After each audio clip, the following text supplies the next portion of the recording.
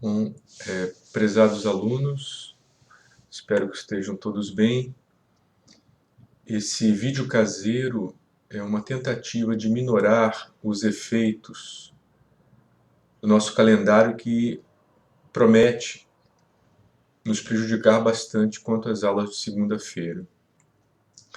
Não posso dizer que o que vocês ouvem aqui hoje é uma aula, já que, como eu disse, é um vídeo doméstico.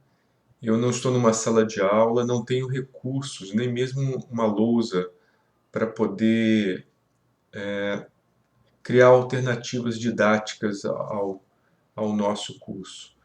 No entanto, repito, espero que essa tentativa, de alguma forma, venha contribuir para a continuidade do curso, quando, enfim, nós poderemos nos reunir de novo em sala de aula. Bem, a fim de restabelecer o elo da nossa última aula, vamos falar um pouco sobre os assuntos que foram então discutidos, para então darmos continuidade e aprofundarmos alguns elementos que ficaram lá na aula passada. Bem, o objetivo da aula, o objetivo dessas aulas é exatamente fornecer a vocês elementos de filosofia da história de Hegel. Para tanto, nós começamos a fazer uma incursão aos fundamentos da filosofia hegeliana com vistas a esse objetivo, para compreender, afinal de contas, do ponto de vista hegeliano, qual seria o conceito de história, portanto, a sua filosofia da história. Nós partimos para trabalhar a filosofia da história hegeliana de um conceito estrito de filosofia da história, conforme eu chamei na aula passada. Nós podemos, portanto, dizer que há uma filosofia da história no sentido estrito, toda vez que explicitamente na filosofia, no pensamento de um autor, nós temos a pergunta: qual o sentido da história? Nós vimos que Hegel, ao lado de Kant e depois Marx e, de certa forma, Nietzsche, todos na virada e durante o século XIX, esses autores eles são os autores considerados clássicos da filosofia da história, justamente porque eles procuram responder esta questão sobre o sentido da história, que qualifica, portanto, uma filosofia da história em sentido estrito. Nós vimos que a filosofia da história hegeliana, atendendo aos princípios da sua filosofia, ela parte de um ponto de vista, de um pensamento bastante característico, próprio ao hegelianismo. Que ponto de partida era este? Bom, em primeiro lugar, Hegel ele tem uma necessidade, ele tem um objetivo que é o de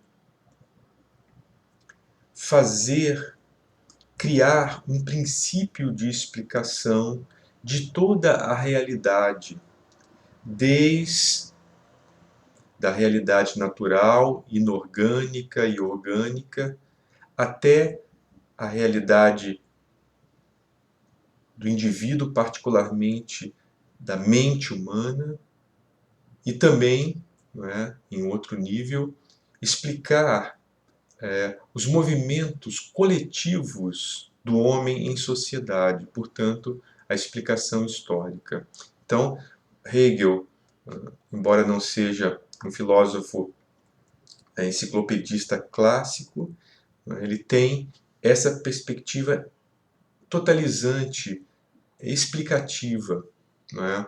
E isso fundamenta o que se chama de ontologia hegeliana, ou seja, os princípios que seriam capazes de dar conta de toda a realidade, como eu disse, desde a realidade natural, passando pela realidade humana, até a realidade histórica, que é uma realidade humana e, ao mesmo tempo, uma realidade coletiva humana. Bem, nós vimos, ainda estou recordando o que foi visto por nós, a fim de reencadear toda essa reflexão, não é? Nós vimos que,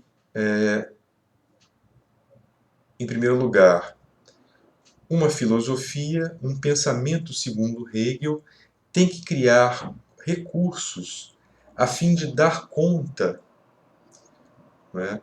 De conceituar, de dar uma forma conceitual a essa realidade, não é?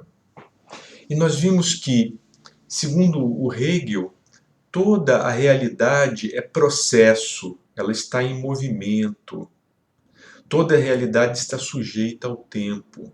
Portanto, qualquer categoria do pensamento humano que procurasse dar conta deste movimento do real, né, desde a natureza até o homem, até a história, as categorias do pensamento humano também teriam que, de certa maneira, acompanhar esse movimento do real, sem o que o nosso pensamento, na verdade, estaria incorrendo em uma deficiência, que era a de, não acompanhando o movimento da realidade, não ser capaz de efetivamente compreender essa realidade.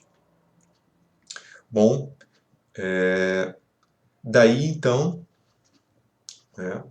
era como o Hegel, de acordo com essa finalidade que procura compatibilizar a razão humana, o entendimento humano com a realidade, ele vai criar um conceito muito importante, que é o conceito de conceito hegeliano. Quer dizer, o que permite essa sintonia entre a razão humana e a realidade é o conceito com determinadas características. Primeira característica do conceito: ele tem que ser capaz o conceito tem que ser capaz de criar uma identidade entre o sujeito, o eu, que pensa, e o objeto, ou seja, aquilo que é pensado. Segunda característica do conceito: se, como nós vimos, toda a realidade está em movimento, então essa sintonia entre o pensamento humano, a razão humana e a realidade através do conceito tem que ser uma sintonia dinâmica. Não pode ser, esse conceito não pode ser estático. Repito, se o conceito for estático, ele perde o próprio processo de constituição da realidade. E para o Hegel, isso significa que o conceito falha no seu objetivo maior, que como eu disse, proporcionar uma identidade entre o eu que pensa e o objeto, a realidade que é pensada.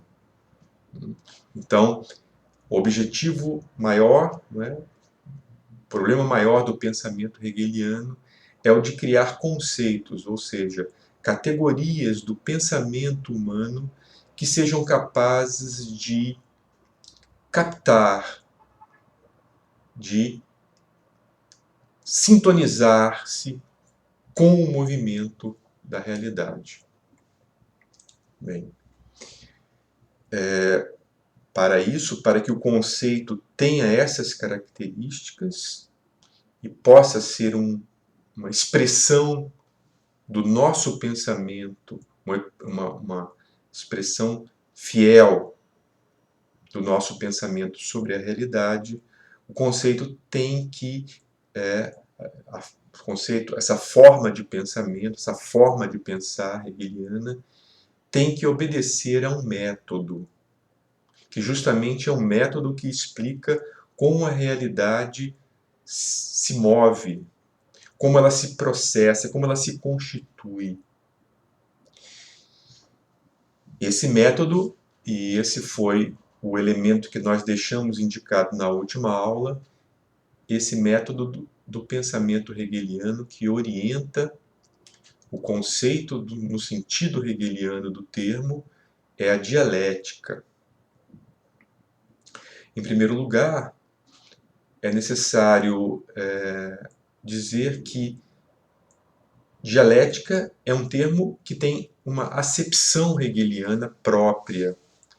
A dialética, você encontra a dialética em outros autores, em outros filósofos. Em Platão você encontra uma dialética, em Kant você encontra uma dialética. Hoje nós vamos falar da dialética em Hegel, de acordo com os pressupostos do pensamento dele, que eu procurei expor na semana passada, os princípios do pensamento dele.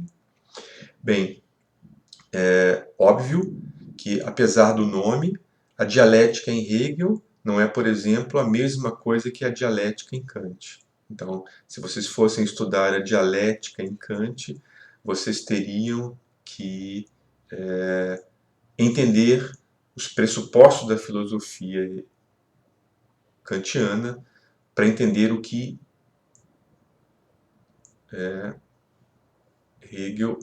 que Kant quer dizer com dialética. É claro que, como nós mostramos também em momentos passados, na aula passada, se o Kant também é um filósofo da história, ele produz um conceito de história. Então é óbvio que, assim como para Hegel, o pensamento da realidade histórica em Kant terá um aspecto que envolve a dialética.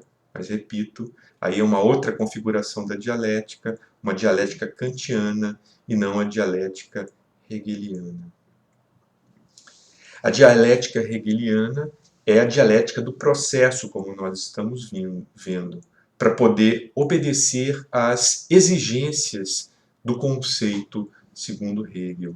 A identidade entre o eu e